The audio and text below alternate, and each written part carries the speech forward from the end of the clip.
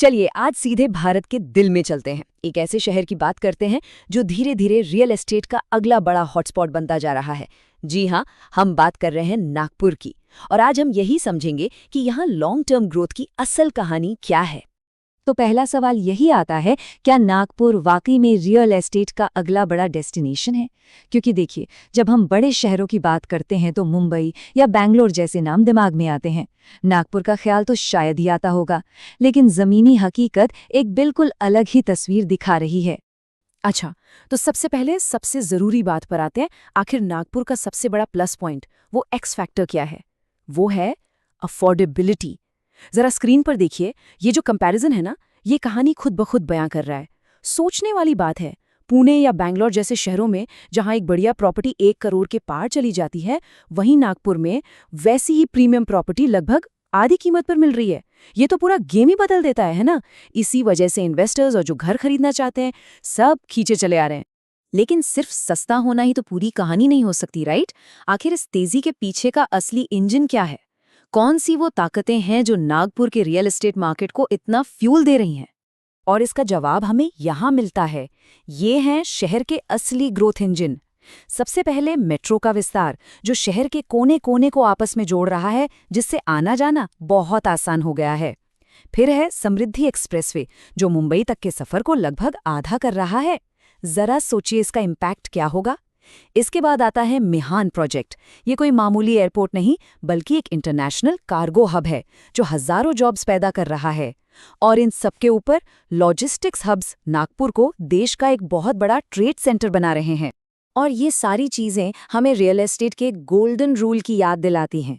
ये एक सीधा साधा फॉर्मूला है, जहां जहां कनेक्टिविटी बेहतर होती है, वहां वहां प्रॉपर्टी की वैल्यू बढ़ती ही बढ़ती है। मतलब साफ है, सड़कें, मेट्रो, एयरपोर्ट सिर्फ सफर आसान नहीं करते, बल्कि उस जगह की किस्मत भी चमकाते हैं।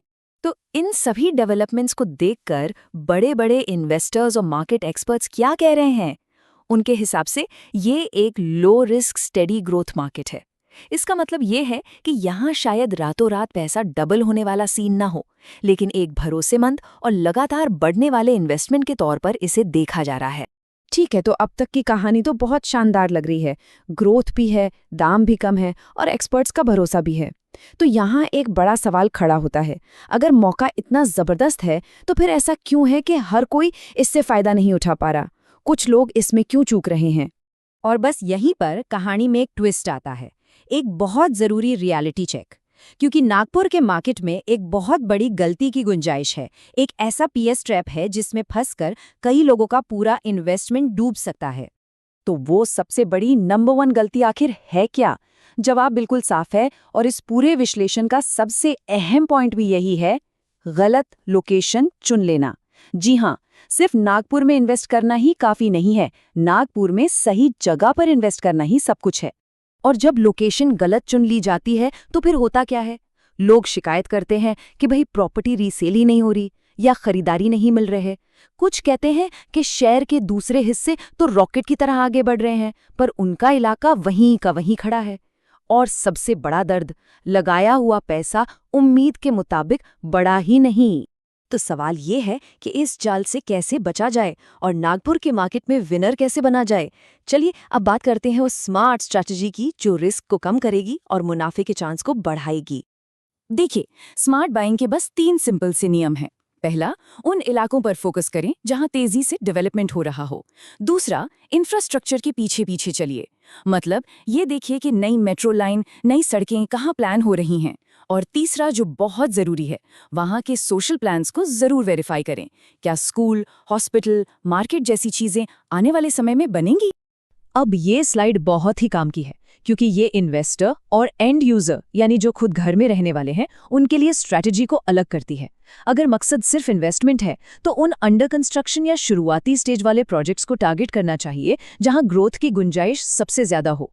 लेकिन अगर खुद रहने के लिए घर लिया जा रहा है तो फिर लिवेबिलिटी और कनेक्टिविटी सबसे पहली प्राथमिकता होनी चाहिए। और एक बात हमेशा याद रखनी चाहिए, सिर्फ सस्ता देखकर प्रॉपर्टी खरीदना किसी के भी इन्वेस्टमेंट की सबसे बड़ी गलती साबित हो सकती है।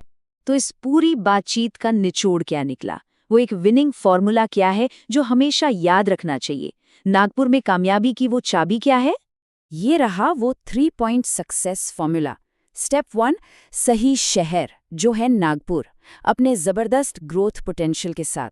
स्टेप 2, सही लोकेशन, जिसके लिए बताई गई स्मार्ट स्ट्रैटेजी को फॉलो करना है। और स्टेप 3, सही टाइमिंग, जो कि अभी है, क्योंकि बड़े बड़े प्रोजेक्ट्स अभी बन रहे हैं और कीमतें अभी भी पहुंच में हैं। तो आखिर में बस यही सवाल बचता है, अगर सही स्ट्रैटेजी के साथ सही लोकेशन पर दांव लगाया जाए तो क्या नागपुर के लॉन्ग टर्म पोटेंशियल पर कोई शक कर सकता है? ये एक ऐसा सवाल है जिस पर सोचना जरूरी है।